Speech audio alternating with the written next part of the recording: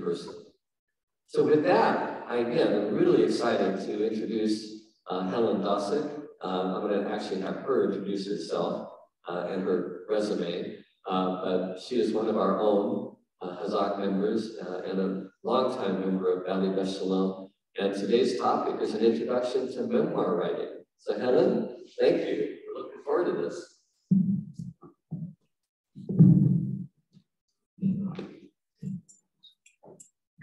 Thank you, Joel. I already said to someone this morning, you must all be Democrats, because I'm from Chicago. Only Democrats would come out in the rain. Republicans would never come out. Joel's been nice enough to give me an awful lot of time this morning. So the way I'd like to structure this is first talk a little bit about memoir, what is memoir, and then talk about why I think this is so critical for all of us to be writing our own stories. And I'll tell you my own journey. I think I'll put off giving all my credentials. And then I also want to leave some time for writing. We'll see how much time we actually use today. Okay. I'm used to having this. Okay. And as Joel said, that this kind of class has a certain intimacy, and people here need to have a sense of trust and confidentiality. So those of you on Zoom, I'm happy you joined us. I know it's not easy. And it's very difficult, however, to interact with people on Zoom and here. So perhaps if there is an interest in the future, we could have an all Zoom class and maybe an in-person class. First, what's the difference between memoir and autobiography? And many people use those terms interchangeably. And I think lately, more and more, the two terms have sort of melded. Basically, autobiography is a chronological timeline. When you are writing your life story, you begin with where you were born, where you went to school, and it's very factual, birth to present day. Probably the best known is Barack Obama's Dreams from My Father, where he actually traces his chronological timeline from birth. One of my favorites is from one of our own, and this is Alan Lippman's autobiography. Alan Lippman is a longtime member of VBS, retired OBGYN. Perhaps he was your OBGYN, but he wrote about his journey. And from his birth in the Upper East Side of New York, Yorkville, about his family's renowned bakery, about his trials and tribulations of going to college and finally to medical school.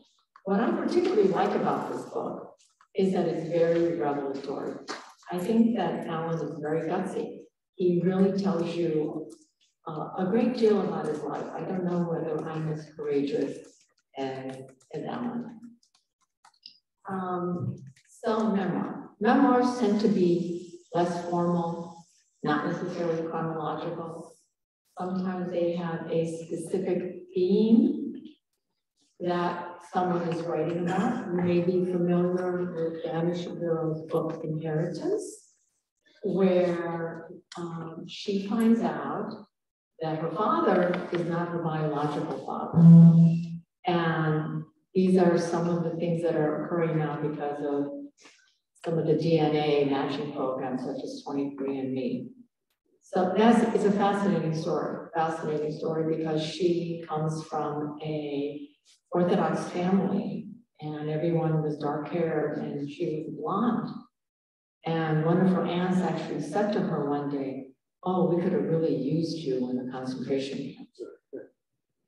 And so she always felt slightly different, but then she finds out because of 23andMe about her heritage. Another one of the books that I really like about for memoir is called Memorial Drive. This is written by the Poet Laureate of the United States and Pulitzer Prize winner, Natasha Trethewey. She's a fascinating writer and poet, but her mother was murdered by stepfather. And it took her a very long time to have the courage to literally sit down and write about memories of her mother. This is a difficult book to read. Other difficult books to read that are memoirs are often of Holocaust survivors and Holocaust stories. They're critical, they're important, but they're difficult to read. Okay, so this is the part where I really wanted to discuss why I think this is so important.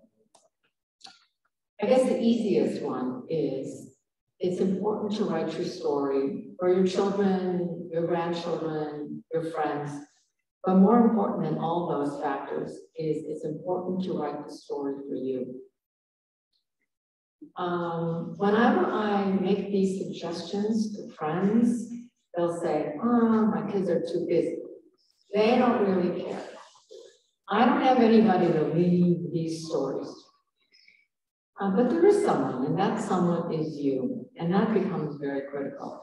You'd be surprised. Sometimes I share stories with my own kids, and they'll say, I never heard that before, Mom.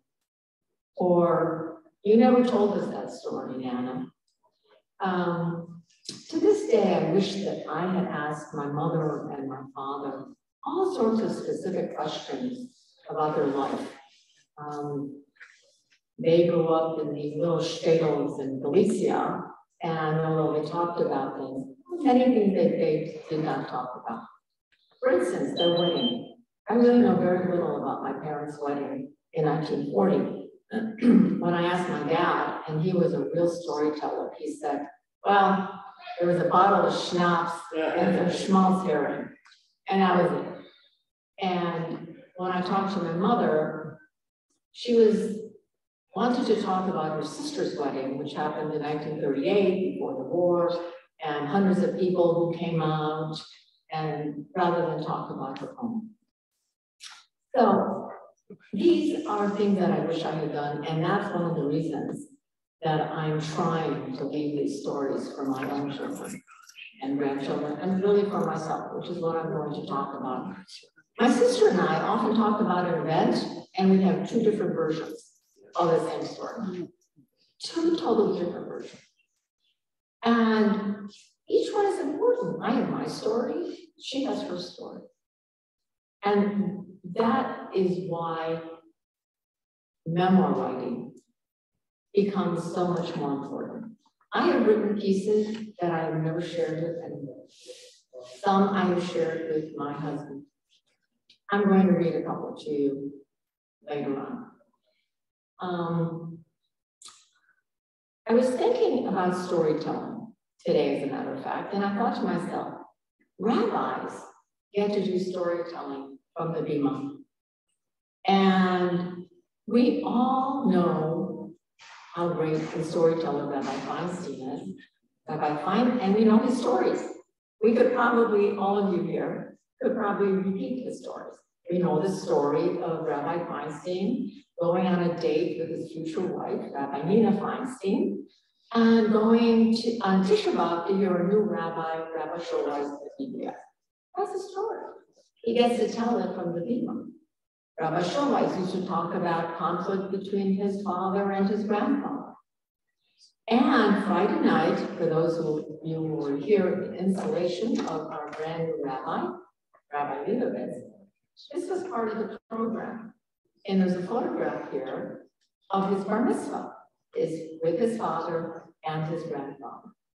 And he told us that story. That is his story about the significance of this important bar mitzvah. So, why do I think this is really important? Number two,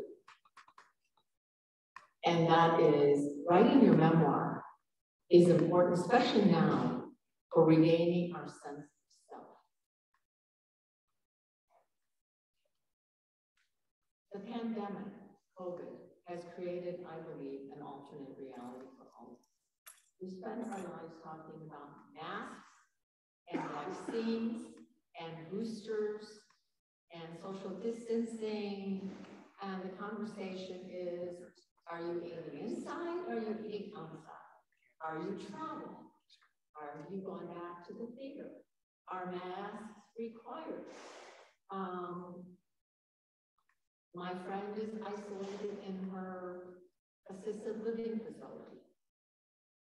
My friend is sick in the hospital with COVID. Is this program on Zoom?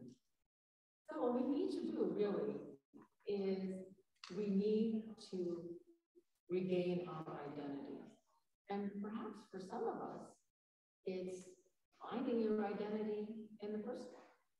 Age has no limit on it about finding our identity. It took me a long time, I think, and I'll tell you my own personal story. So when you're writing memoir, this is your story. This is where I came from. This is how I learned to cook. This is how I learned to swim. This is the reason this old Hanukkah is on that shelf. And number three is use part of your brain. When you have a skill, when you do something over and over, when you practice, there actually is an etch created on your brain. It's called an engram, E-N-G-R-A-M. And the more you do something, the more that engram is and becomes part. So this is why those people who play mahjong, you do it automatically after a while. This is why you paint or you read. And the same thing happens when you write. You may be using a totally different part of your brain. And that becomes extremely significant because you don't know how those neurotransmitters are going to be jumping from one dendrite to another to create a whole new element. That becomes very important as we get older. So some of you I know write already. I'm sorry that Esther is not here. She's written a book on her experience in Shanghai, and she herself is writing her memoir. The other thing I encourage you to do is to have some kind of writing practice. My favorite writing teacher, and I've had many writing teachers, is Leslie Hyatt. I don't think they're related.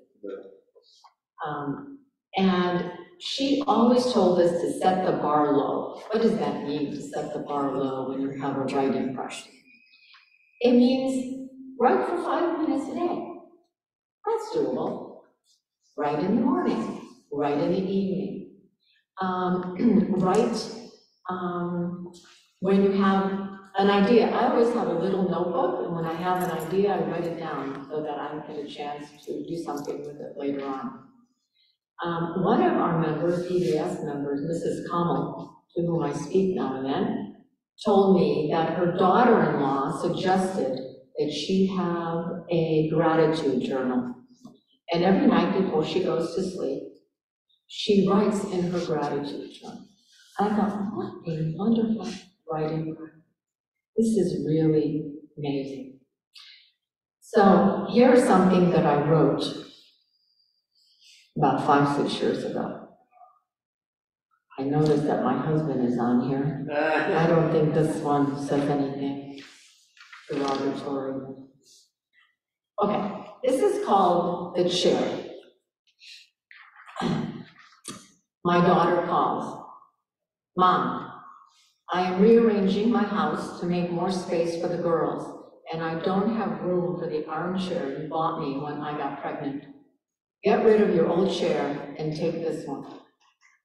Boy, my daughter's pronouncements are always disconcerting. I walk down the hall to her old room. There it sits, proudly. Naugahyde, fake leather, dark brown, wrinkles and crisscrosses, bald, worn-out spots, wood planks underneath to hold it together. Can't push back too quickly or you'll go flying because the springs are so loose. Technically, it is a recliner. The chair we bought for our daughter is real suede. It swivels with an intricate mechanism that allows different movements. It is only 10 years old. I stand there and stare at the old chair. It is a constant in our lives. It has traveled the course of our marriage, our relocations, both physical and psychological. It is where I nursed my babies, where my mother slept after dislocating her shoulder. It is where my husband sits waiting for our youngest granddaughter to fall asleep when she spends the night. Our chair is 49 years old. It is comfy, soft. It's me and 1, 2, or even 3 little girls around me as we read a book before bedtime. Before children and grandchildren, this is where the dogs would sit in my lap. Before dogs, it was the place where my husband would study his medical books. It was our first big purchase. All our other furniture was bought by our parents or donations, secondhand donations from friends and relatives. I thought it was an astronomical cost for 2 grad students living in an old second-floor apartment on the far north side of Chicago. It couldn't fit in the bedroom because only the bed could fit in there, plus the radiator, which in the winter was turned off at midnight and did not go on again until 5 in the morning. We put the recliner in the living room. Well, I was embarrassed with this expensive purchase. All our friends who came to visit gave each other looks and marveled at our possession. No one had any money. I certainly did not come into the marriage with any funds or savings, but my husband was used to comfort and getting what he wanted. Couldn't he study in bed or on the sofa or at the dining room table, I asked? That's what I did. No, he needed his own space. And he was true to his word. Even today, if there is something he needs to study or examine, he goes down the hall to a special chair. Except for some dishes and stainless, which we received for our wedding, it is probably the oldest thing we own. Our chair is much larger than the newer one we bought our daughter. It is like an old Jewish buggy who can't wait to grab you and engulf you, and though it is smothering and annoying, you know you are safe. That fake leather brown chair made me feel safe. Let's face it, I don't like to throw things away. Some things I donate, but who would want this old, dilapidated chair? You would have to go on the curb for the city to pick up and dump it. But first, I would have to get someone to carry it down the stairs, and it would take at least 2 people to do this. And I would worry that it would break apart or scratch the wood stairs on the way down. Plus, I never really learned how to use the new chair properly. Too many mechanisms. The old chair stays. Okay, so how did I get here? First, I'm from Chicago. I have a teaching credential for high school history. I worked as an editor and science writer. My generation of women, the husbands went first. They all went to professional school. They all went to law school, med school, whatever. And we went to work. And when they were done, it was our turn. We had to wait. And about 30 years ago, actually, I was in graduate school. I was teaching at Cal State LA at the time. My father had died. My husband was very busy with his practice. And I thought, there's something missing. I didn't realize it at the time, but it was because I am a child of Holocaust survivors. That took me a long time to realize that I had stories and memoirs, and I needed to sort of discover my identity because of that background. So my graduate studies at the time were in medical sociology and aging. I started out in marriage and family, thinking that I would be a therapist, which again should not be surprising because about 80% of children of Holocaust survivors go into the helping professions. They become doctors, nurses, psychologists, therapists, social workers.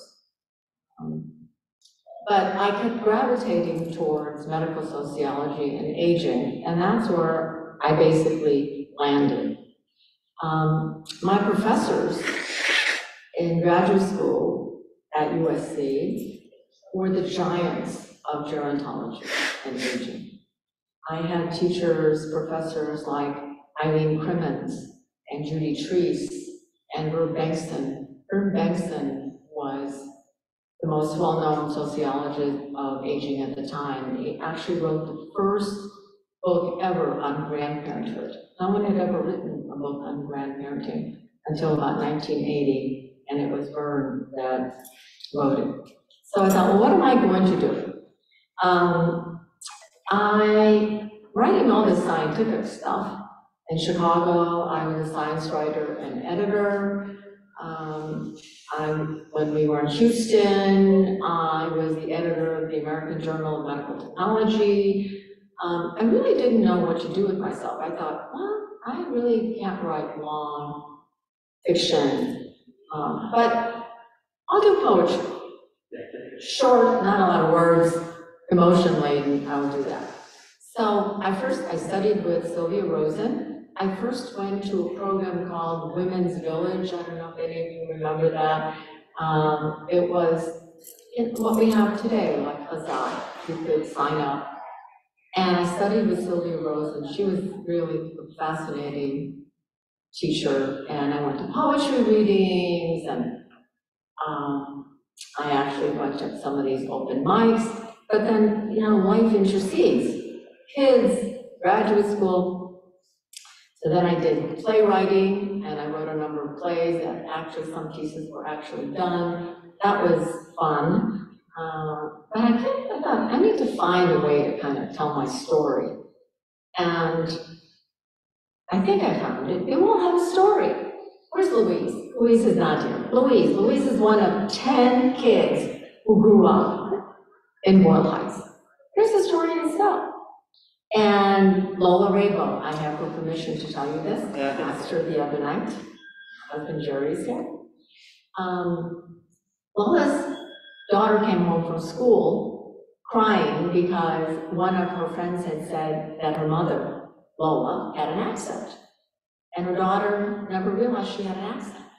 I never realized my mother had an accent either. It's a fascinating story. I think that is something that needs to be told. Sharon, sitting right there. I love Sharon's stories. She grew up with her grandmother in the same building, her aunt living down the street. My favorite part of Sharon's stories are her cooking stories and the phenomenal meals that her grandmother used to make. Write those down. So there are classes throughout the city. There are online classes. There are classes at, I took a class at One Generation. I don't know if they still offer that. It was really a fascinating class. I took a class at Skirball. I've taken classes at UCLA. There are classes everywhere. And I really would like all of us to continue taking classes. Right now, I'm part of a small group of women, there are 5 of us. And we get together once a week, and we write and we share. You have to create a space where you have trust and confidentiality, because people do want to share things that are personal. And so that becomes very important to you to do. You want to be able to feel safe when you do that. Okay. So we wrote some other things, but let's write. I want to write. So we'll take about, so much time. Let's take about 10 minutes to write. And what happens is we usually have a prompt when we write. A prompt is a word, an idea, an object. The prompt is there to jar your memory, to start you thinking about what to write about. And you'd be surprised. There are all sorts of prompts. There are ways to have prompts. There are websites where you can look prompt for the day. It becomes really important. So, and then we write. And we share or we don't share. Sometimes you write or you're given a prompt for the following week, One of my favorites was when I took this class at One Generation, there was a husband and wife, and they were writing their autobiography together. So when they came on that day, they would take turns each writing, but they were writing it at home, especially because the wife was very concerned that the husband did everything that included her correct. So she wanted to make sure that everything was done. But it was so cute, the two of them would take turns reading their autobiography. So the other thing is that when you take a memoir class, there is a very strict protocol as far as comments. You don't want to turn people off. You don't want to make people feel bad. So the commentary that comes after someone reads is very strict. This is an introductory class. We don't have to worry about that. We're not going to be sharing things I think that we need to worry about. So what I would like to do right now is for us to take about 10 minutes to write, and then we'll go from there. If you brought paper, you didn't bring paper, I have tons of paper, so we can sort of get an experience of what it is. And if you find yourself, after a few minutes, thinking, okay, well, I'm done with it, keep going. Write about what you think you should be writing about, wish you had written about, or you wish you could say. Just keep writing. I'll try to keep track of about 10 minutes. So here's your prompt, okay? How did you get your name? How did you get your name? English or Hebrew? So it's 10:30. Let's write for 10 minutes. And then we can then we'll take a break. We'll come back and we'll talk some more. Okay, how did you get your name? And that can include anything. Meaning of your name, named after. I don't want to give you too many clues. I want you to. How to know if you don't know things. How you got your name? The thing about memoir is you can make it up. Yeah. Memoir, make it up. Where did you get your name? Who gave you your name? Where did it come from? Just take 10 minutes. See what you come up with. Oh, you didn't know.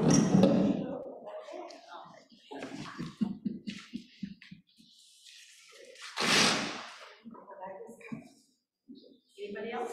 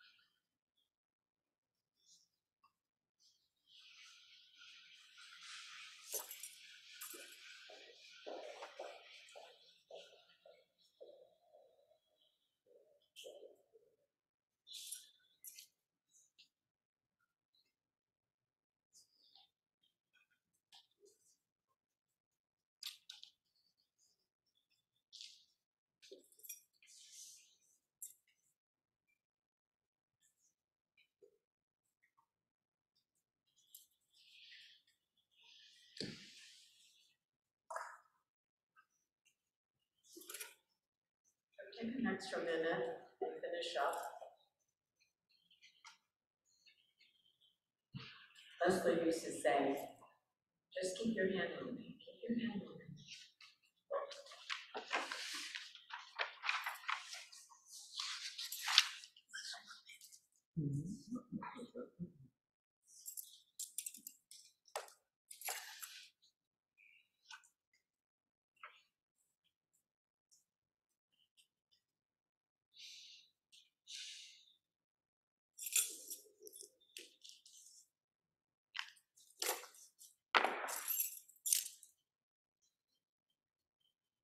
So tell me, was something revealed to you that you were surprised at all? You were surprised at something ever came up with?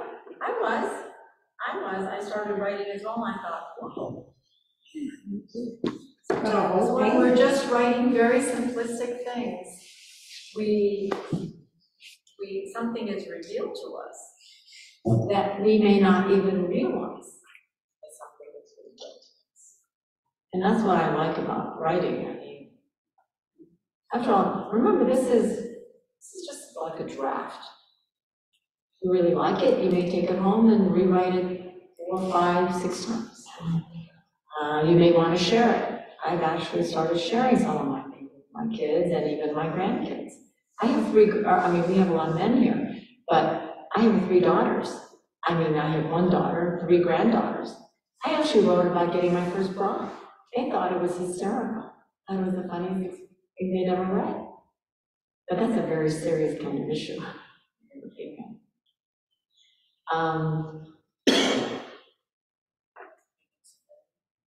I do want to finish telling you my own story. So I did finish my PhD in sociology at UC. I started teaching at Cal State Northridge, taught aging and medical sociology. Actually, one of my favorite courses to teach is sociological theory. I love teaching. And maybe that's why I needed some counterpoint to the theory, that is the writing. And so I try to do as much of that as I can. I'm trying to put together, so I have my poems that I wrote with Sylvia Rosen that I'm putting together. And then I have a group of fiction, which is based on real stories, but it's fiction.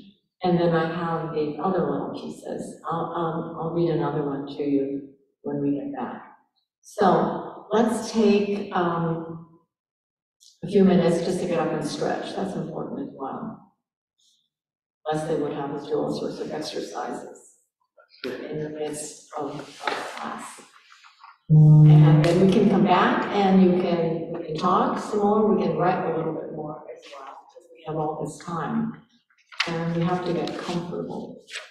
That's the thing about group such as this. You have to feel a certain comfort in being the people around you. It isn't that you have to share, you don't have to. But there has to be a comfort that even in your own little personal space, that what you're writing is significant to you. And remember, that little engram, I used to think that maybe that's why, you know, they have photos of Einstein's brain, and supposedly all this more convolutions in the brain than anyone else. And I think it's because of that. All these engrams, these formulas, things that we study. So I'm going to get up and let's walk around and then.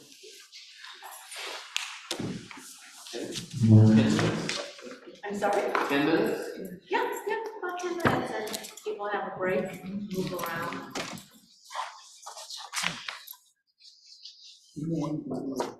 This is what we should do our chair deal. Yes.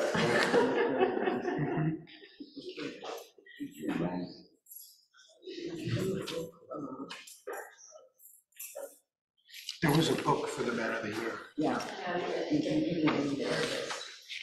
There are many realities about physiology. I don't think so. I have the book.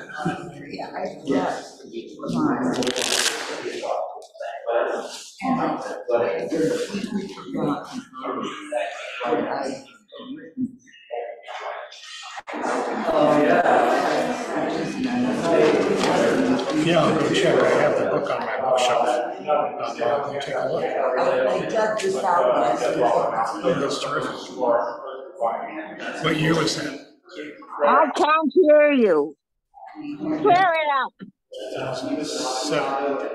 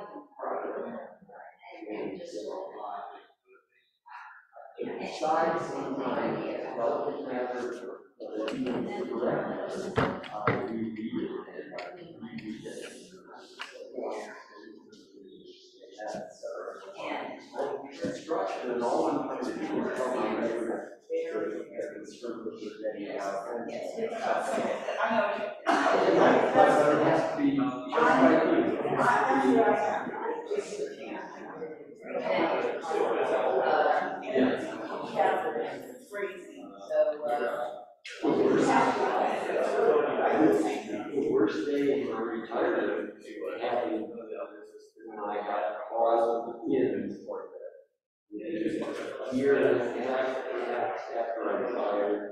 My successor confirmed that for training, and he said,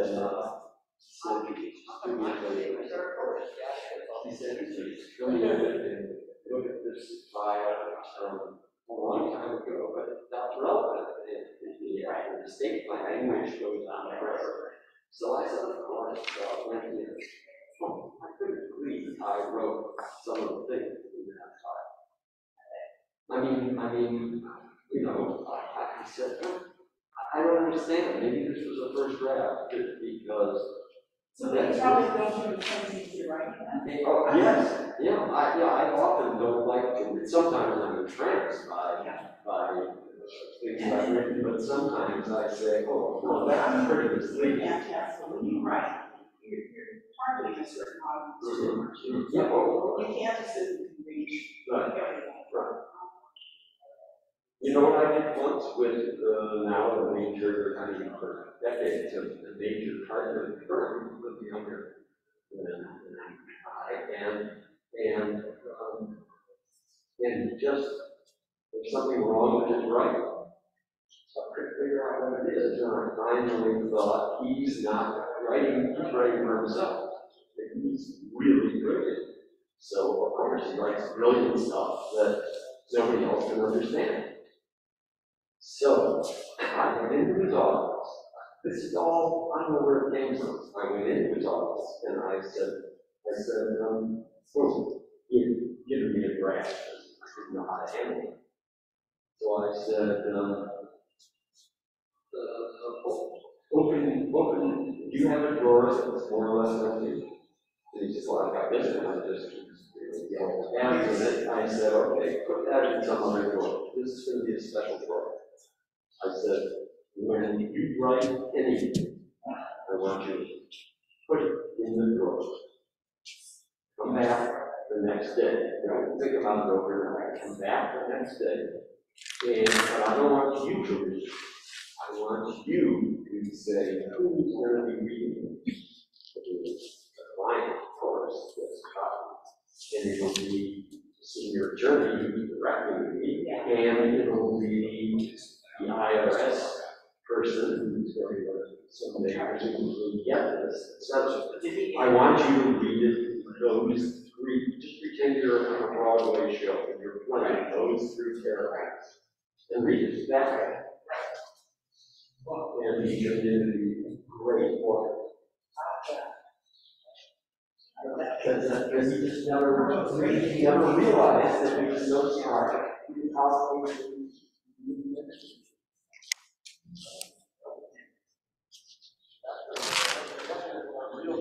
Oh, I see, yeah.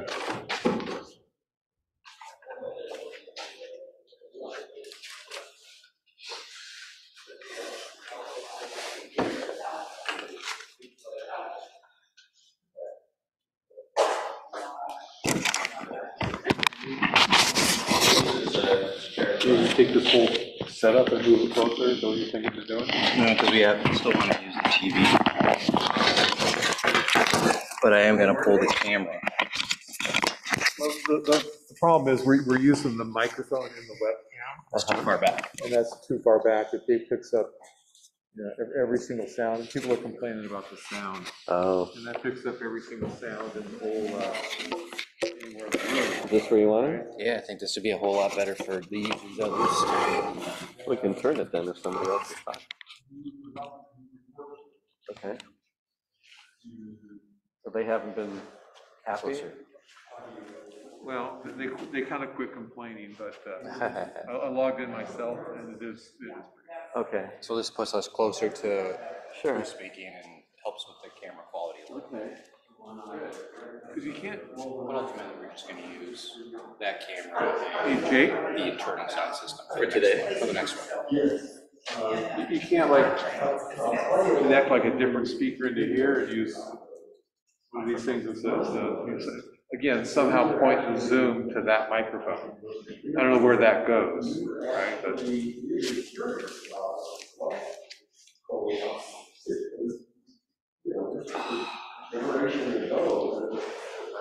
Jenny, how are you doing? Trying to remember where my name came from. I don't know where my name came from. Isn't that sad? you know what I learned from it though? What? I don't think my kids know where their names came from. But it's time to tell So I should tell them, right? Yeah. I don't remember where my kid's name came from. Yeah. And that's bothering me. Last night, I looked up, I found this book. Oh, yeah. When I was over here. And I saw what I had written, and that's what I'm looking at now to see if I have anything of my name in there.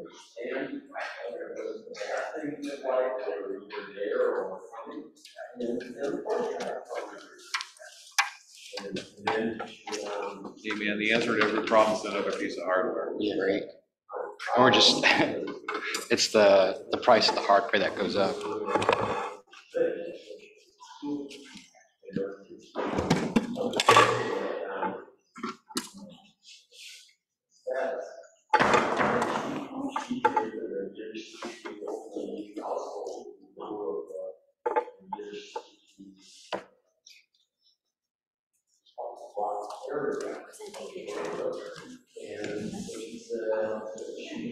That connects to the PA system somehow? Yep.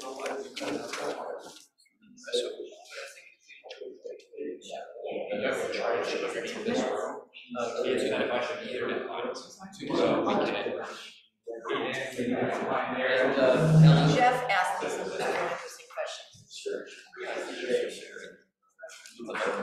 We also have this camera, which is now closer to you. People were complaining they couldn't see it. Oh. And we can move it if we want to. As far as people who want to Yeah. say something. Maybe. I would say that the visual is a little bit of a problem because she's teeny Yeah, tiny yeah. in the big screen, so moving that closer. But the problem most people seem to be recording is the audio. And I tried logging in on my phone, Yeah. being another participant, and they can hear us talking better than they can hear her talking. Really? Right? Because again, the microphone is right. Yeah, yeah. Well, hopefully this will be better, unless he's got a longer cord. He's doing I something am with not the going PA, to I'm be not there on sure. the 13th, so. Oh, I the Sunday? Yeah. Okay. So I wanted to mention that because I've got plans Okay. on that day. Now, That's the when he risk- was available. Yeah. Huh? That's when the rabbi was available. Okay, so we're meeting with the rabbi? Yes. So what time are you meeting? 10 to 12. Yeah, no, definitely cannot be there. Now, the list you're requesting, Oh, for the membership? what is it you actually are trying to do? Let me understand. So We're trying to know what our membership numbers are, Oh, but you're asking for previous years and you're just to asking. compare. You're asking for premier, you're asking for. Right. I went, I Why? got Can I ask? Yeah, just so we know how we're doing. If all our members are Premier and they don't even come, it tells us something. It's just trying to understand who are non-BBS members, who are Premier members, just sort of what the makeup of our membership is. I'm not sure I will have that for you on the 13th. Okay. I mean, I don't know if it's Jacqueline or Maya, but they should be able to get that. That's why I was so understand specific. that, but I won't be able to give you the report. Okay. Well, but you can send it or have them send it to me. Or, Okay. okay. Okay. Because Art is getting the sort of.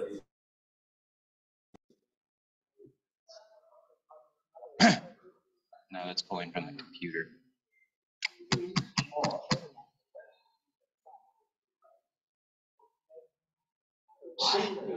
Shouldn't be, but there was a little bit last year. Well, so then why do we need last year's if you are? Okay, we have last year's numbers. I mean, I have some of last year's numbers. That shouldn't be the issue. Let's look at this year's numbers. Okay, we're going to restart. Okay, let's start up again. We're going to start up again. All yours.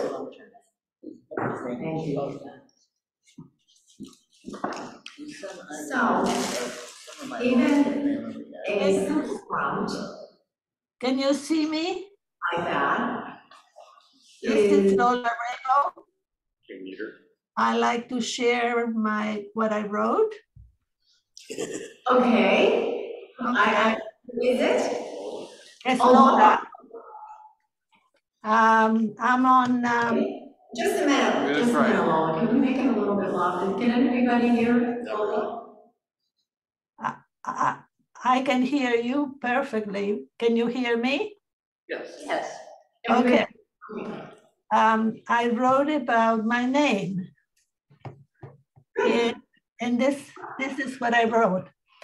When my father went to register me when I was born at the civil office of our small town in Saladillo, the official asked, what is the name you have chosen? My father said, Leah. And it says, we're naming her after my wife's mother. You can't do that. We don't accept any foreign names. Okay, my father said, then we'll call her Lola.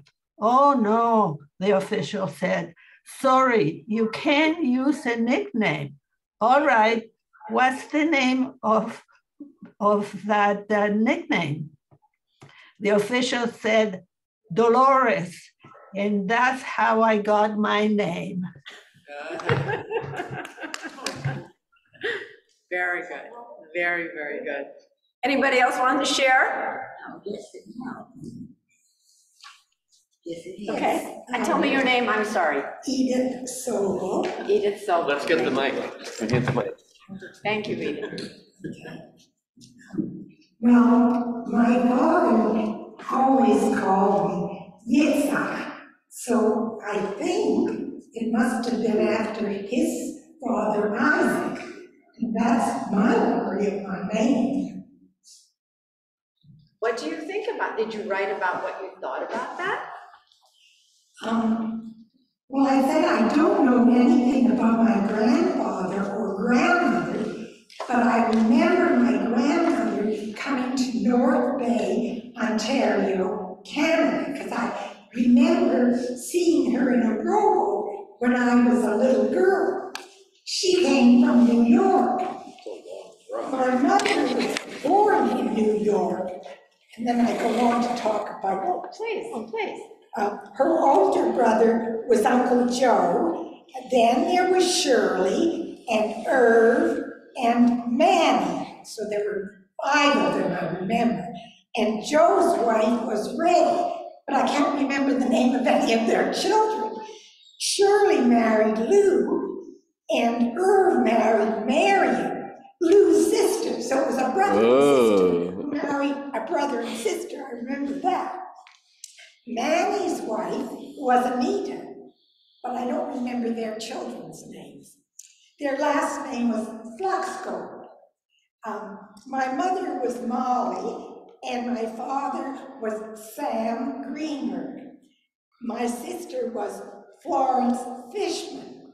She married Morris.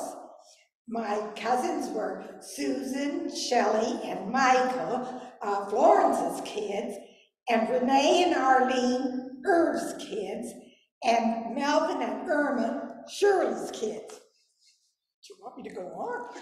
So you're doing a genealogy. Oh, is that what I'm doing? Yes. I mean, I think that's great. Is this written down anywhere in your family? No. Okay, now it's written down. Down here. Now it's written down. Yes. And that's why, thank you. Writing a story, when we were out there, Jeff asked me an interesting question. Number one is, who's the audience? Did you mean who's the audience for this class, or did you meant who were we writing The for? audience of your memoir. Right. That all depends on you. And if it's your story, then it doesn't matter who the audience is. That also depends on how revelatory you want to be. As I mentioned, how much I liked Alan Lipman's book, because he told stories I don't know whether I would be willing to reveal my own case. And I was speaking with Eileen, who's a therapist, and family secrets are sometimes family secrets. And I meant to say that way. I took a class with Amy Friedman also one time, and she was a writer and an editor.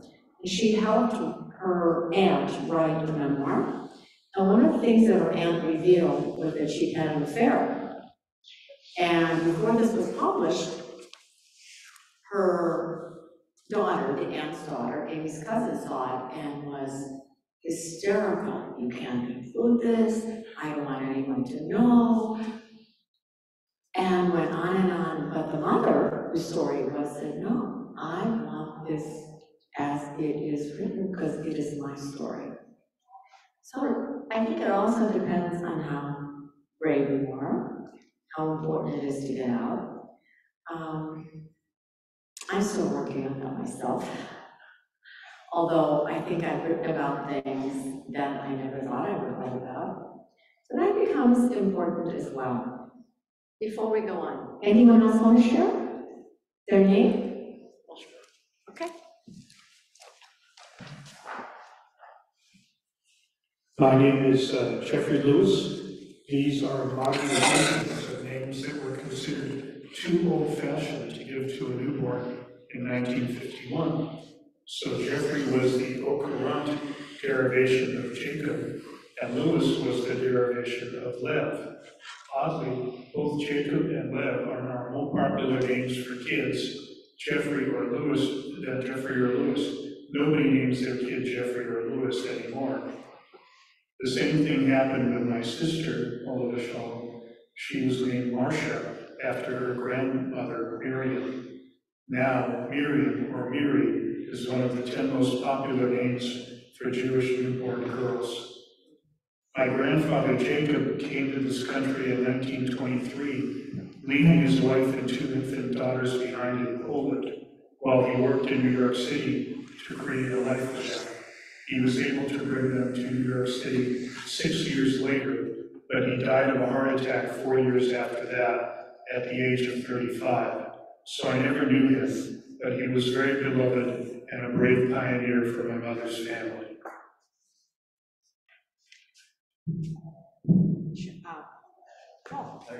Okay. Oh, I need the mic. That should be my own. Okay.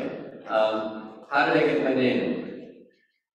It is unusual but also exciting to find someone who shares my name, Joel. Hi, Joel. Hi, Joel. But to be honest, I don't know where the name came from. I have a Hebrew name. I think it's Hazak, Isidore, Ben something. But Joel, I don't know. My dad's name was Jack or Yankel, as his family would call him, but that doesn't seem to relate. Jews usually name children after some deceased family member, but I don't know who that could be. And now that both my parents are gone, I guess I won't know. unless my sister can recall, but that's unlikely. It just teaches me how I've missed opportunities to learn more about my family, which I can transmit to my children and grandchildren. I think I should make sure my kids know where their names came from, if I can remember. Irene, did you want to read? Okay. This goes to the courage of sharing. Thank you for sharing, Eileen. How did you get your name? I was named for a relative. Closer. In Hebrew, I'm Esther Rachel. In English, I'm Eileen Ruth. I assume I was given this name by my parents. I'm an only child. I was born at the very end of World War II. I was provided my parents' story by them. These are the questions I have today, many of them. After their history, my relatives on both sides, and where are my origins. When my mother died in 1999, after cleaning out her belongings, I discovered a document she had never shared. She had been previously married, the marriage annulled prior to meeting my father, and marrying him in 1941. Naturally, I was shocked to see this. I called cousins who live in Pittsburgh, where I was born, and asked what they knew about this. One cousin, her generation, apparently knew about this, but pretty much discounted how important this was or how would it affect me. I've never expressed maybe not wanting to know about this or how it would change the memory I have about my mother. We were very close, apparently not trusting enough for her to share her history. What if this mean to her? Was her privacy so profoundly important to her? Was she ashamed? Had she been shamed by her community, her family? In the years that this happened, how was this dealt with?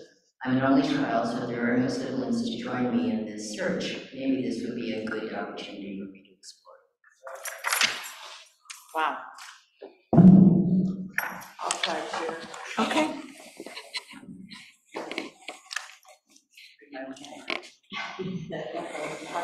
Where did I get my name? And I remember for family stories from my aunt, it's named after my mother's grandfather, Sheila. What a funny name, Sheila. A photographic image of a person I didn't know. I only remember him to this day. In the hallway of my grandmother's house on Malabar Street in Boyle Heights, a small early California house, simple decor, but old grandma style in my mind. Always with the smell of something cooking in the kitchen. A huge pot of chicken soup boiling on the stovetop with chicken feet popping out the top of the pot. What a sight to behold as a small child. Back to my grandfather, Sheila.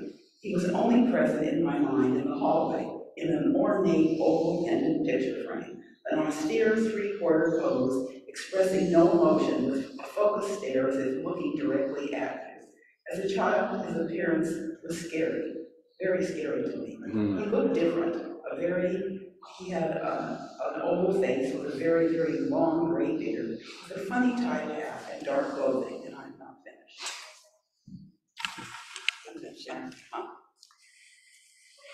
Is that a memoir or it's getting too much extra?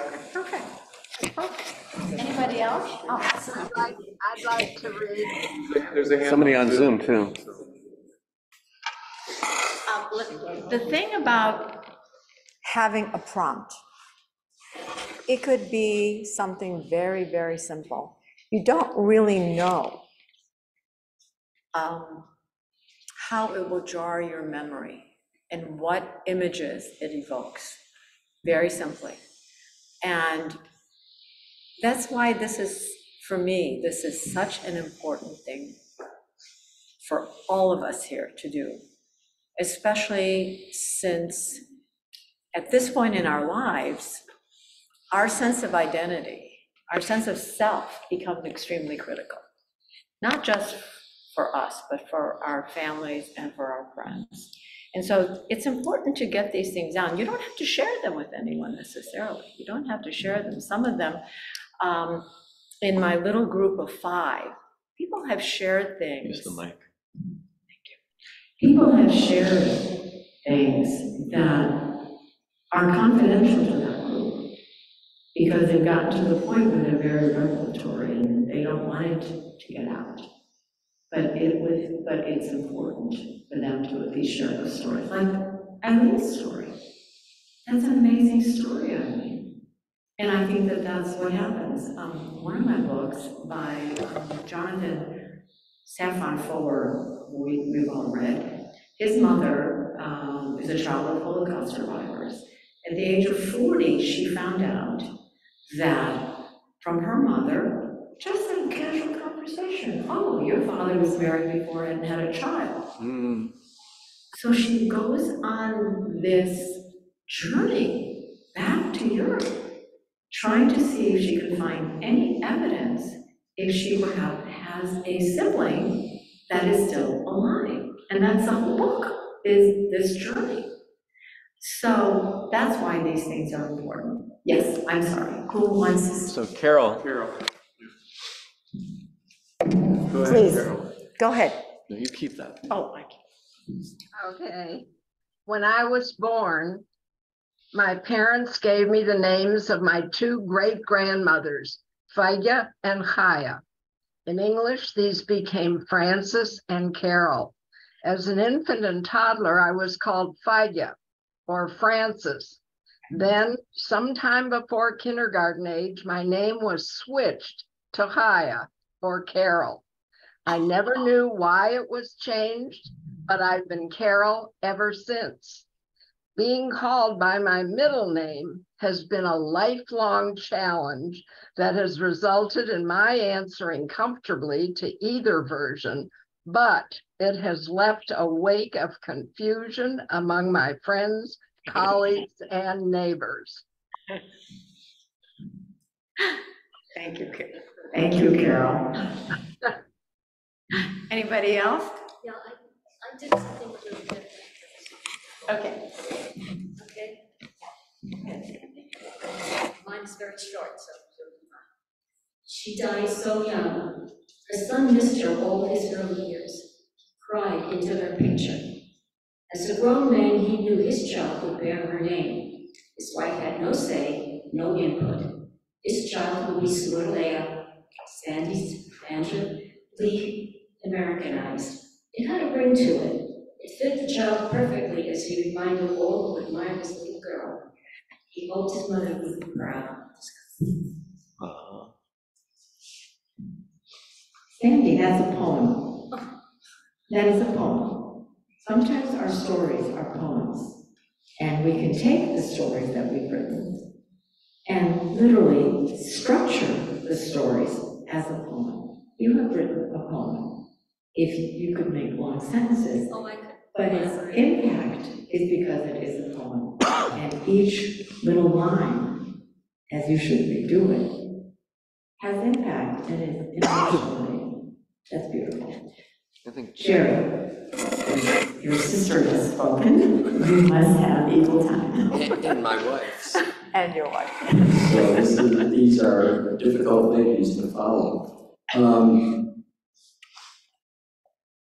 All right, how did I get my name?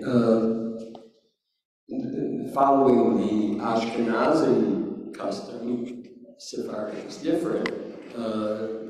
Jews name their offspring after a deceased family member who presumably That is terrible.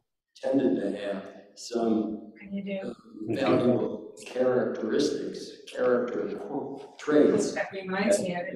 Thank you for it. And that's why if you have ancestors who are horse thieves and so forth, presumably nobody gets named after them. And I was named after my grandfather, my father's father, who died early, young, from tuberculosis, and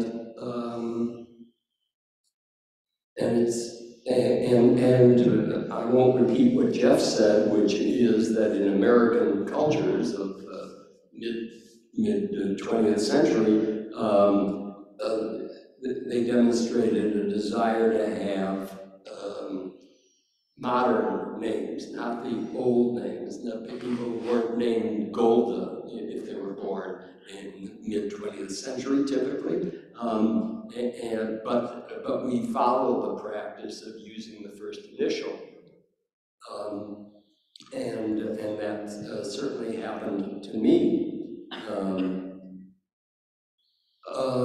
As I grew older, names were interesting, like everything was interesting, and I learned that my father did not have a middle name. I had a middle name. And I found out why. Because in the early 20th century, at that time he was living in Toronto, the folk culture was that you only gave typically a single name, but if the child faced a serious illness, which could be mortal, then the child was given a second name, not the Greek name, but a second name, because the angel of death apparently was seen as a bureaucrat who had a checklist. And he would be looking for a two-named person, and he would get this person with a middle name, and it didn't match the manifest, and so the child would survive. So my father apparently was a healthy man, and one of my uncles was a very sickly man, and he had two middle names. My formal name, first name, was Jerome, is Jerome, and that was a very special name because only my father used it because it was typically the beginning of a serious talk that was corrective. Jerry was the nickname, and I used that for everything. And one of the joys in retirement of writing is that I could write under the name of Jerry Rabo to give reality to that.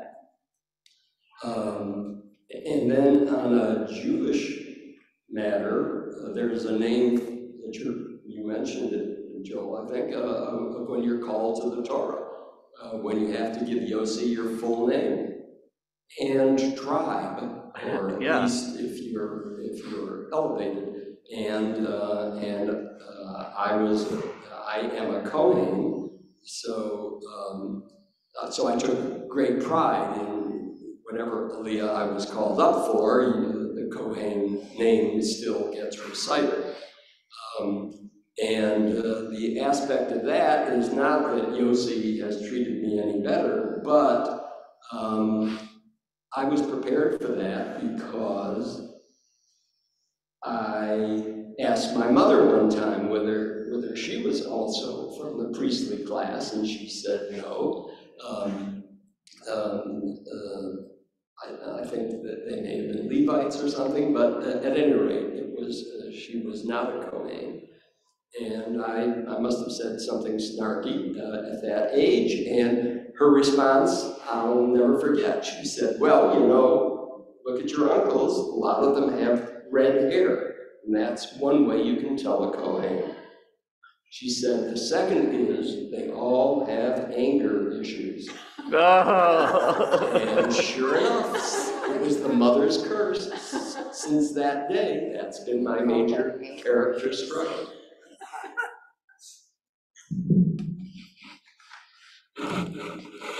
So, we've all heard these stories.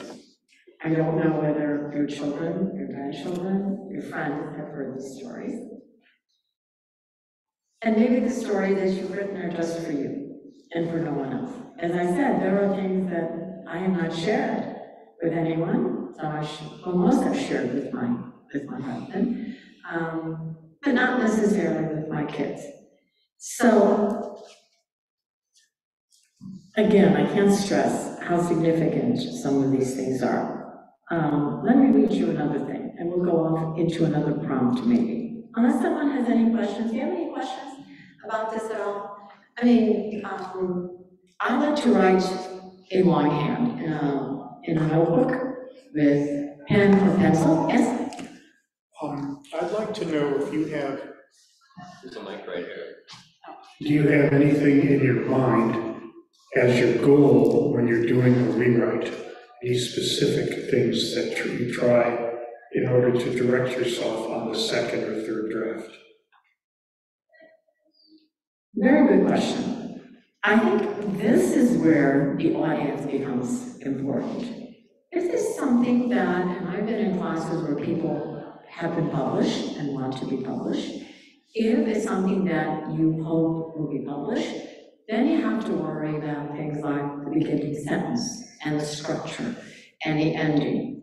If you're writing because you're going to leave this for your family, or if you're writing for yourself, then the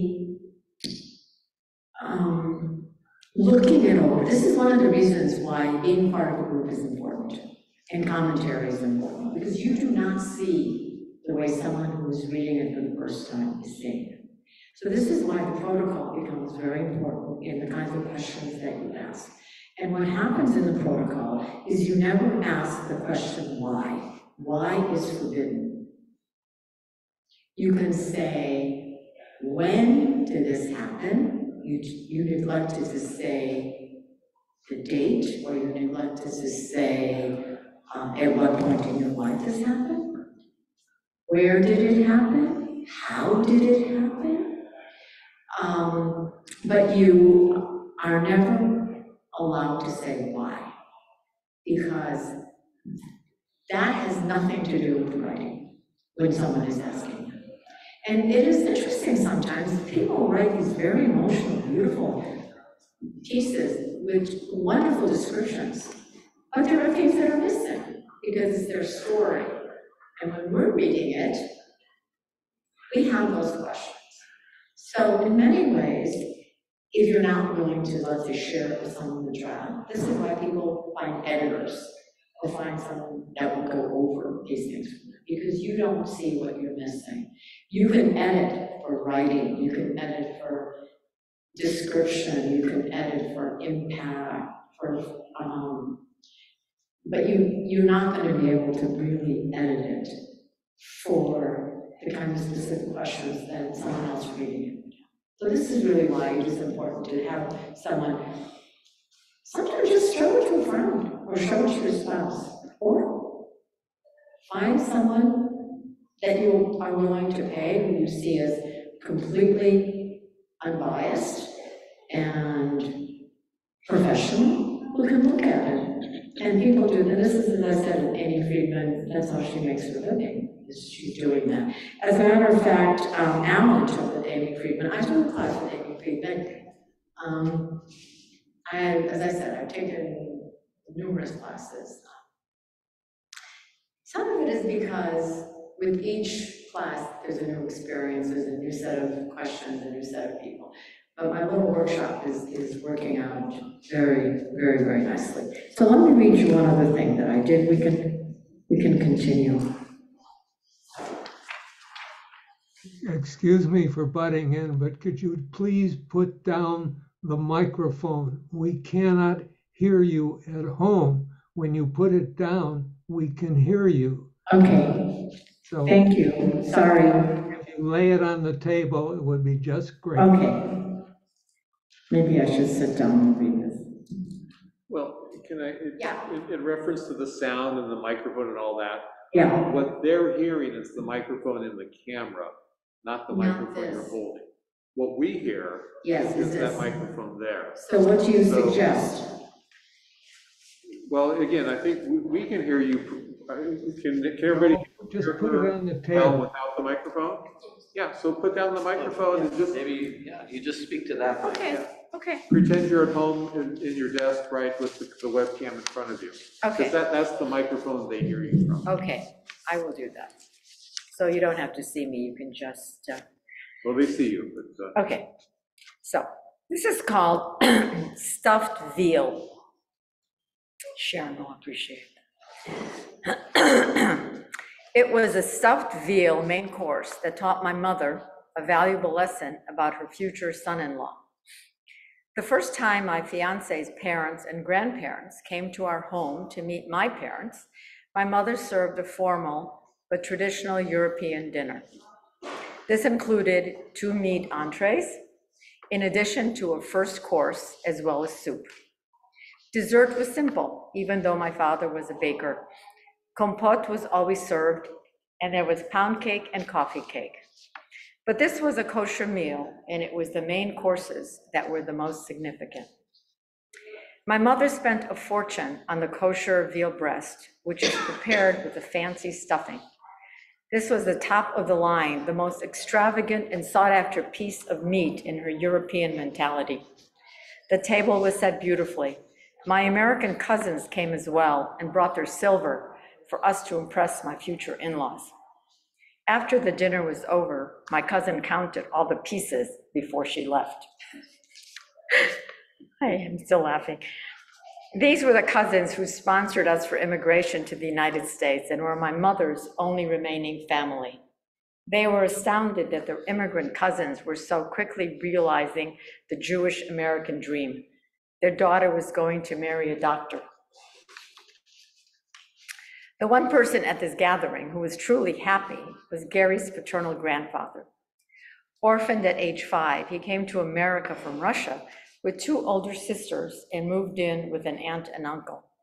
He loved the fact that his firstborn and favorite grandson was marrying an immigrant. My future mother-in-law was not so sure. Her parents had been immigrants, and she had spent a lifetime moving up the socioeconomic ladder, and this was a setback. She was hoping for doctor, dentist, or pharmacist in-laws. My parents were nervous, but secretly thrilled that I was marrying a medical student. Their status has certainly moved up in their social circle of Holocaust survivors. So this first dinner was organized to be perfect. To my mother, this meant there was enough food so that everyone ate a lot and was impressed with her entertaining acumen. The evening began beautifully with toasts and greetings, wonderful conversation. My father was always the life of the party, and we loved telling stories. My future mother-in-law's father had also been a baker, so they bonded immediately. Gary's father, although American-born, had delivered his bar mitzvah speech in Yiddish, and so enjoyed showing off his knowledge to my parents. Gary's grandfather also told stories about his youth in Russia and tried a few remembered sentences in Russian with my father. Then we sat down to dinner. The early courses progressed as I helped my mother in the kitchen and also served some of the courses. All is well as my mother brings out the piece de resistance, stuffed veal. I am sitting next to Gary, who takes one look, then asks what it is. Stuffed veal. He looks at my mother. No, thank you. My heart sank as I looked at him and realized he just broke family protocol. One demerit already. One of the sacred rules of guest behavior from my parents was you eat everything that is placed in front of you or is offered to you when you are a guest in someone's home. That is a dictum I was taught very early. Plus, you never ask for seconds, and when offered, you say no thank you. I said yes once, and my father gave me a knip under the table. That is a wonderful Yiddish word meaning a pinch, and my father actually grabbed my thigh and gave me a painful message. My mother stands with a stuffed veal. I turn to Gary, trying to avoid an international incident, and say, try it. It is really delicious. Actually, I hated stuffed veal. I had no choice that evening. But Gary repeated, no thank you, I don't like veal. As the dinner continues and compote, pound cake, and tea are on the table, my mother returns to the kitchen. I knew I had to do psychotherapy. Mama, you know he is an American. It doesn't mean he is rude or impolite or doesn't like your cooking. He just says what he thinks, and he doesn't like stuffed veal, so he won't eat it. I had to repeat this more than once especially the part about Gary being an American. My mother looked thoroughly dejected, but I kept repeating how wonderful her food was and that everyone else was eating it, so she calmed down. But she never forgot, and she never made it for him again. Once we were married, she always asked me if Gary liked or disliked some dish she was planning to cook. I should have appreciated her sensitivity and attention to his eating habits. Usually, I was just peeved that she only cooked food Gary liked, and never remembered that I did not like tomato soup. Of course, Gary liked tomato soup.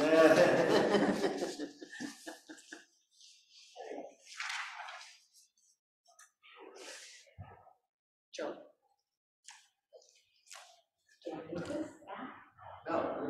Okay. All right, so does anybody have any questions? I mean, some of these are from prompts and that I've written about, and sometimes I wish my mother were still around so I could read some of these things to her. Yes? Do you make stuff veal? No, never. Never. I don't ever eat veal.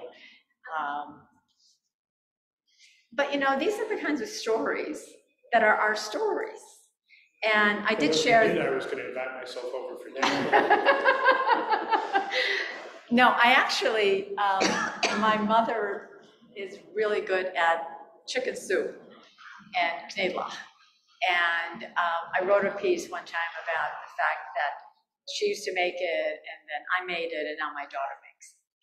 And see, those are the kinds of things, because I've heard so many wonderful stories about Sharon's grandmother and her cooking. I think those are important. I mean, this is our family history. And even if they're sitting there somewhere in the corner. But sometimes we have more important things to do and more important issues to write down. And sometimes we don't know where that takes us. I sat down, I thought, all right, let's talk something, what's innocuous for you? Okay, your names. And I started writing about the names myself, my own story. I'm named after one grandmother. Both my grandparents, actually 3 out of 4 of them were murdered in the Holocaust, but I was supposed to be named after both my grandmothers. And my father did not like his mother-in-law. So when he went to register my name, he only put down his mother's name and not my mother's name. So, and you know, and I thought, wow, I kept thinking, would I have been different if I'd had those 2 names? I don't know. Is that true only for men? Not for women? By the way, thank you, Jerry. I learned something today. I had no idea that was the case. Have you written that down somewhere? I wonder if it's in your head. Write it down. The other thing I wanted to, and Jeff, is that when I told my sister about the fact that one of my teachers said, when somebody asked a question and they couldn't remember, and she said, well, make it up. She said, make it up. My sister was so upset. She said, how can you make it up? It's our life. You can't just make something up. I said, well, you have your life. I have my life. I can make it up if I want to. You don't have to make it up. So that's an interesting thing too. What if we can't remember certain things? How do you feel about making it up? I've learned, I just try to figure out what happened and I write it down. I don't know whether it's true or not. Half of it.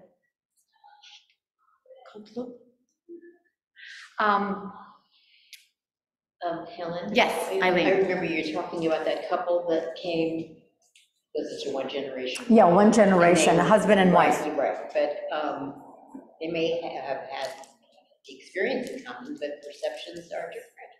That's right. But they were very cute because she was the second wife, and he had, I guess, a very unhappy first marriage. And so she was very concerned about how he presented his version of their autobiography. So even though we expected 2 different versions, I have a feeling that there was a lot of collaboration of that. All right. Yes, I thought we would do something else. And let's do something a little, well, okay, yeah. What you are just referring to, versions of the quote truth. Right. You've taught me that history or recollection or anything else is not a truth. It is something special. And particularly with memoir writing, there is a great authenticity about it, but it doesn't come from history. It comes from the author. And the closest thing is the process of dream recollection and interpretation, which the psychological process, which I think used to at least be called secondary elaboration, means if you're fortunate to have a family member that you share your dreams with, in terms of retelling them, the story you tell comes perhaps what happened in your dream, but it also comes from you and how you elaborate it to take these little sketchy dream recollections and mold them into a story that you can tell. Absolutely, you're absolutely. It's very well put, Chair. I like that. Yes. Well, this is sort of piggybacking off of what Jerry said and this whole idea of making it up, right? Both of my grandparents had dictated a sort of an oral history of their lives, like into a cassette tape back before they passed away. And certain family members have compared the events that they related to, I guess, what I'd call historical record, for lack of a better term, actual genealogy with birth records and stuff like that. And there's a pretty big dichotomy between the facts of what happened and what these, 80 some odd year old people remembered from their childhood. So that kind of, I mean, you could say they made it up. I don't think there was any making up of it. That's just the way they remembered it. And, that's kind of consistent with what you're talking about. And I think about that myself, right? Some of the things I remember, I could sit here in a court of law and tell you that that's the way it happened, but maybe not so much. But those are events that you actually experienced. And maybe, as you say, you don't remember it the way someone else may have remembered it. But I'm talking about actual gaps. Actual gaps. What do you do with those gaps? Some people do make up what happened in those gaps. Why? Because they don't like a gap. They feel that needs to be explained for some reason or another. I mean, it's an interesting dilemma of it. Someone like my sister would include the gap, but other people don't like the gap, and they find that it has to. So what's it mean if you're okay with gaps or not okay with gaps? That's the critical question. That's the critical, and if we continue, there is a very interesting exercise that we've done, and that has to do with writing 3-word sentences. We could do that just for fun. We could do that. See, and I'll tell you why I choose this thing. Take 10 years of your life. Take, it doesn't matter. Take a decade. 0 to 10, 10 to 20, 20 to 30. And let's write for about 10 minutes, or 10 minutes, 5 minutes, but you can only write in 3-word sentences. You just go down the line, 3-word sentences. See what you come up with. What is the topic? Take 10 years of your life. There's no topic, just that decade. Start with age 0 or 10 or whatever. Take 10 years of your life. Write only in 3-word sentences. Try them. Subject, verb, and something else. I'm sorry? So 3-word sentence, subject, verb, and something else. Yeah. See what you come up with. Need some paper? Oh, you're writing it down. Seriously, do you want a piece of paper? I'm good, thank you. Describe 3-word sentence. What comes to mind? For instance, if you're starting, just to kind of get you going, you're starting 0 to 10, you can say, I am born. Or I am born at 0. 3-word sentences.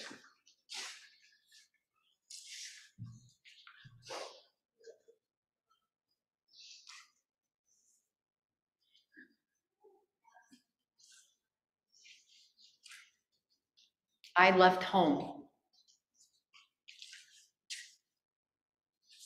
I got married. I mean, it's not that difficult, but you have to get into a habit of doing that. But again, that can be very revelatory as well. It's one of my favorite things to do.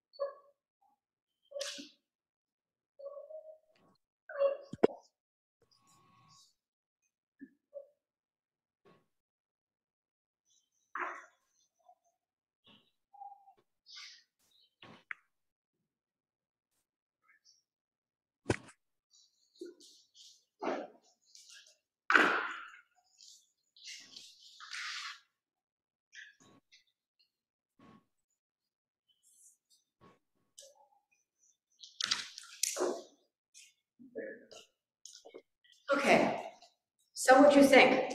Not that easy. Just out of curiosity, what decade did you choose? The 70s, medical school. Whoa. Sharon? I don't have the time, I just went back to the negative time. Oh, okay. Jeff? I'm sorry, it's like that. No, what decade? 72 to 82. One of my favorite things that I read is by Abigail Thomas. Abigail Thomas is the daughter of Lewis Thomas. He wrote Lives of a Cell, if you read Lives of a Cell. And she now teaches English, and she has her students do this, writing in 3-word sentences. And then she says, okay, look at what you've written. And she says, where are the gaps? Because the gaps are what's important. What did you miss? What did you forget? What did you neglect?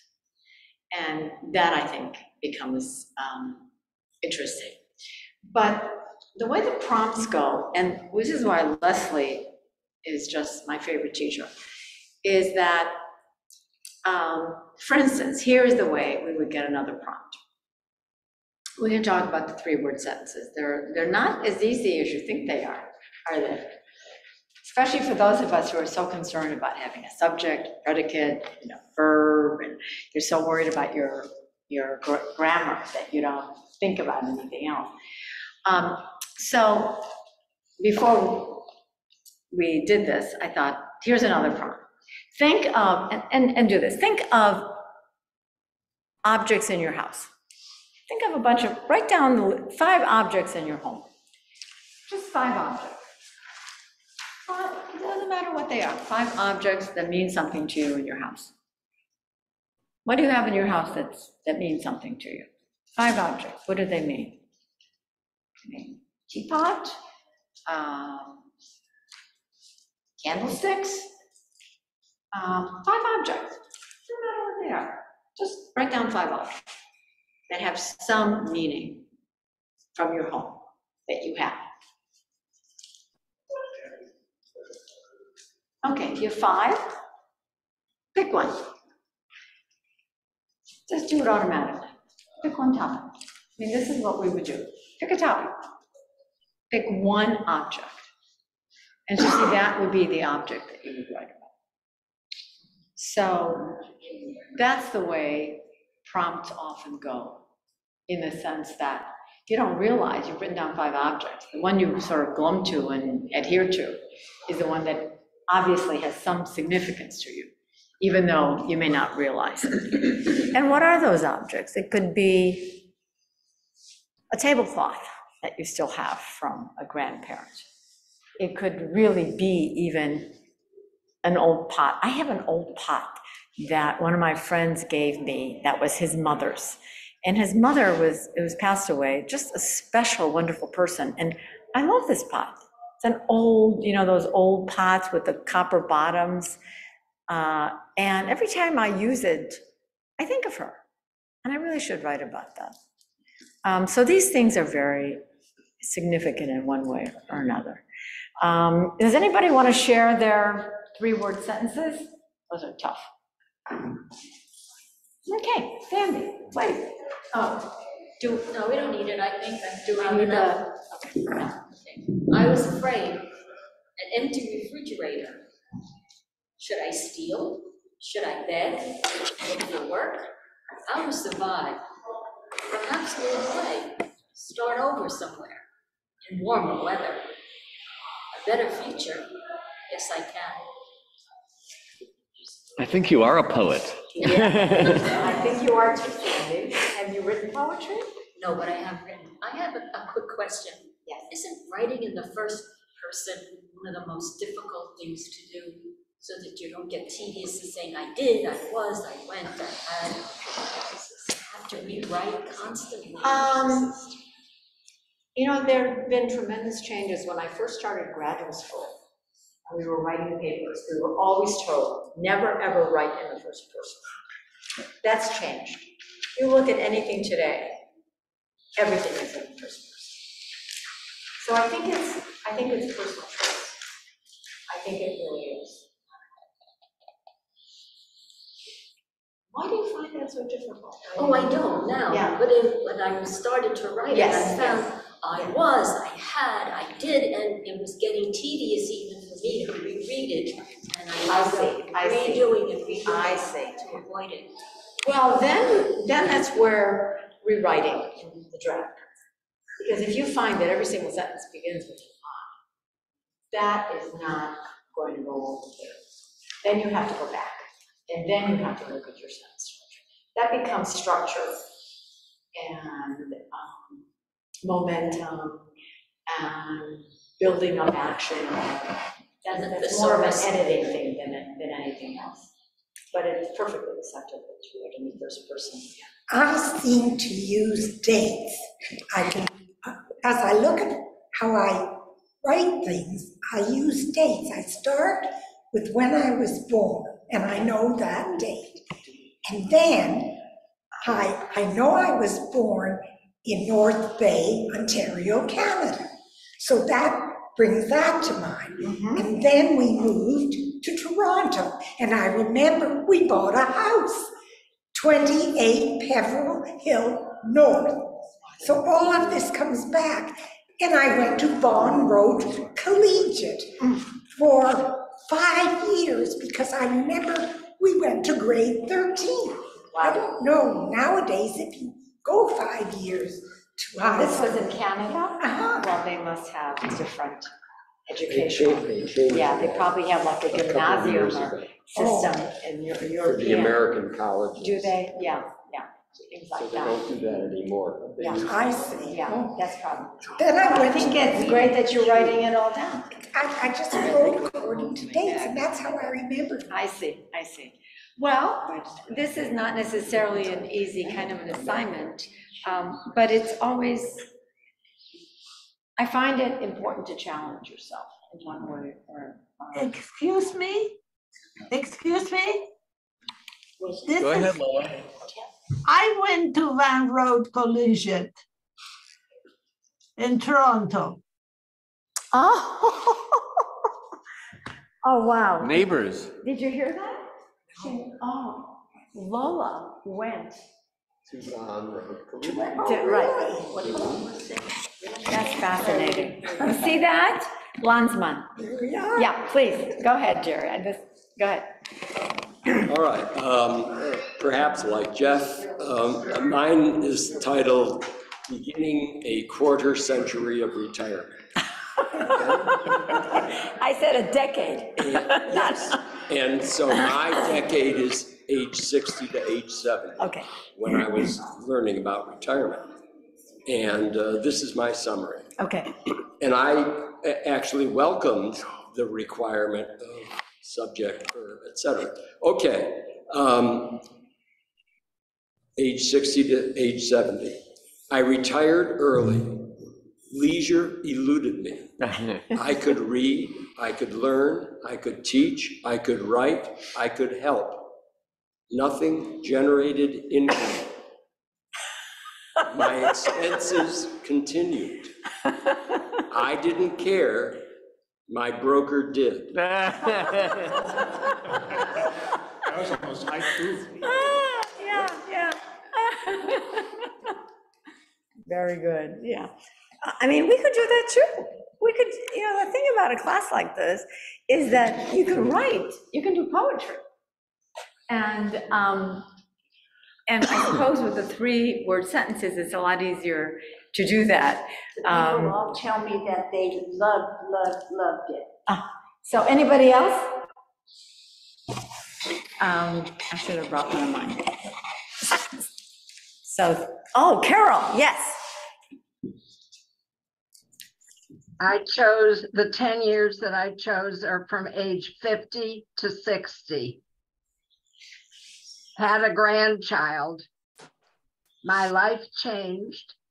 Love minus responsibility. More grandchildren came. Each is special. Each is different. Love is same. Future is exciting. My legacy exists. This is eternity. Wow. Wow. This is a good exercise for you guys. We should do some of this more often. Is Marv raising his hand? Anyone else? Marv. Marv, oh yes, please, Marv. Unmute yourself, Marv. Marv, you need to unmute.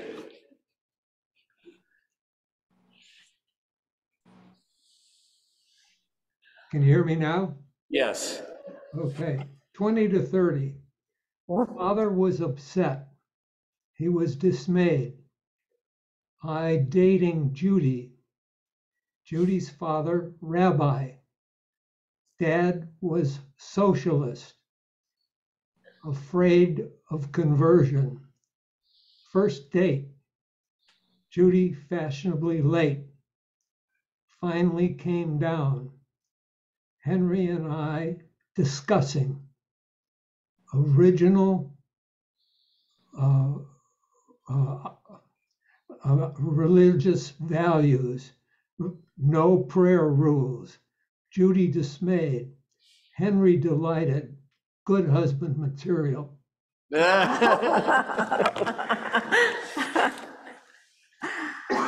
Okay, so thank you all for coming. And I'd love to do this more often.